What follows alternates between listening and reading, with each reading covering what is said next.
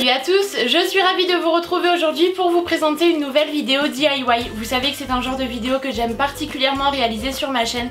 La déco, ça me parle toujours beaucoup. Je vous propose aujourd'hui de découvrir 4 DIY déco différents, assez simples et rapides à réaliser. Donc je vous laisse sans plus tarder découvrir la suite. On débute avec le premier DIY et ce sont des suspensions en macramé. Je crois que c'est l'un de mes DIY préférés. Donc on aura besoin de 2 châssis en bois, de pistolets à colle ou de colle tout support, 2 cordes de la couleur de votre choix et puis de 2 pots en verre. Je pensais le faire au pistolet à colle mais finalement ça a séché beaucoup trop vite, donc j'ai opté plutôt pour de la colle universelle, ça marche tout aussi bien. Et donc j'en colle les 2 châssis que je viens ensuite superposer les uns sur les autres de manière à ce que ça ne bouge pas et que ça supporte le poids des 2 pots en verre ensuite. J'attrape la corde et il faut ensuite découper 16 brins de ficelle de la même longueur à chaque fois. Donc voilà ce que ça donne une fois que les 16 ficelles sont découpées et ensuite les choses sérieuses vont commencer. Donc à environ 15 cm de l'extrémité, je viens nouer toutes les ficelles entre elles de manière à faire un gros nœud principal. Je le serre assez bien. Et si vous avez vu ma vidéo DIY précédente, vous connaissez déjà le principe. Donc je sépare en fait les 16 morceaux de ficelle en 4 groupes de 4 ficelles à chaque fois que je viens ensuite nouer entre elles. Donc de cette manière comme vous pouvez le voir. 4 ficelles ensemble que je noue à environ 5-6 cm du bord, ça c'est en fonction voilà, de la grandeur du support par la suite que vous utiliserez. Et donc on obtient 4 nœuds qui sont réalisés à la même hauteur. C'est à ce moment qu'il faut veiller à ne pas s'emmêler les pinceaux pour éviter en fait que toutes les ficelles s'entremêlent si vous voulez. Il faut séparer chaque groupe de 4 ficelles et les croiser comme vous pouvez le voir. Donc je prends 2 ficelles du groupe de gauche, 2 ficelles du groupe de droite et je viens les raccorder ensemble et également les nouer à environ 5-6 cm également, comme l'étape précédente. Donc comme vous pouvez le voir, ça fait une sorte de croisement. Et je répète l'opération avec le restant de ficelles à chaque fois pour croiser.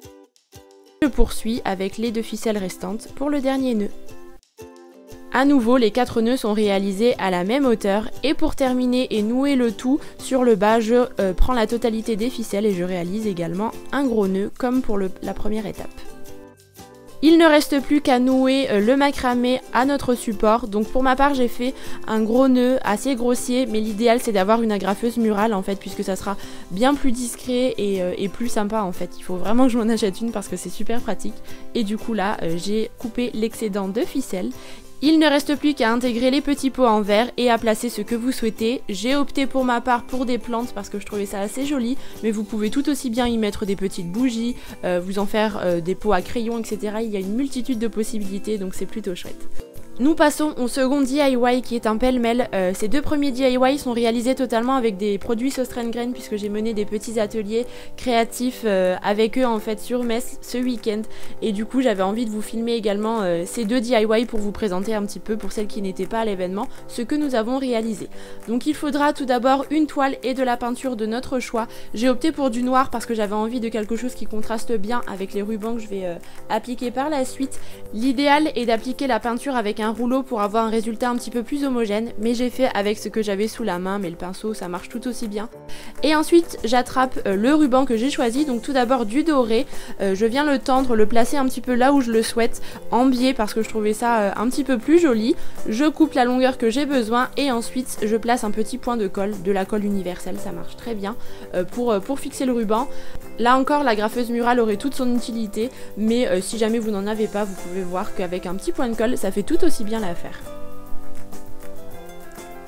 Je passe au ruban suivant, j'ai décidé de prendre du kaki parce que je trouvais l'association vraiment très jolie, mais encore une fois vous choisissez les couleurs, les matières que vous souhaitez.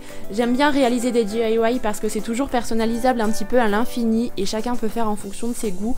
Là j'ai aussi choisi une corde naturelle pour la 3e couleur parce que j'aimais beaucoup le trio en fait.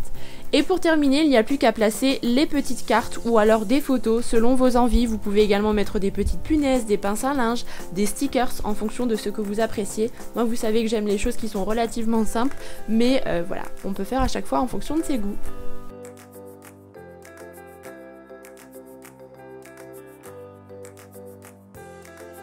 Pour ce troisième DIY, nous allons réaliser un panneau de bois que vous pouvez peut-être reconnaître si vous suivez mes vidéos, sur lequel en fait on va venir créer des petites bandes avec on aura besoin également de pinceaux et puis de scotch de peintre pour délimiter en fait ce que l'on va peindre juste ensuite.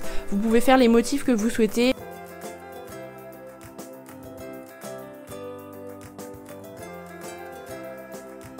Et donc à l'aide d'un mètre je mesure à chaque fois. Et puis je répète l'opération, vous voyez que j'ai fait différentes largeurs de bandes.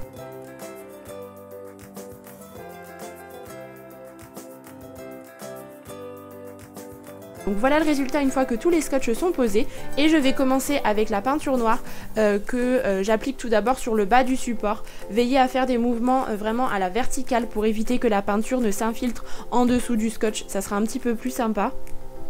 Et donc j'en place également sur le haut du DIY.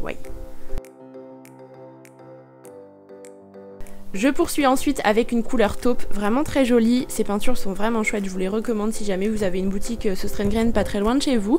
Et donc j'applique la peinture sur 2 bandes en fait. Et je termine les 3 bandes centrales avec une couleur blanche parce que je trouvais ça très joli, ça s'accordait très bien, beaucoup.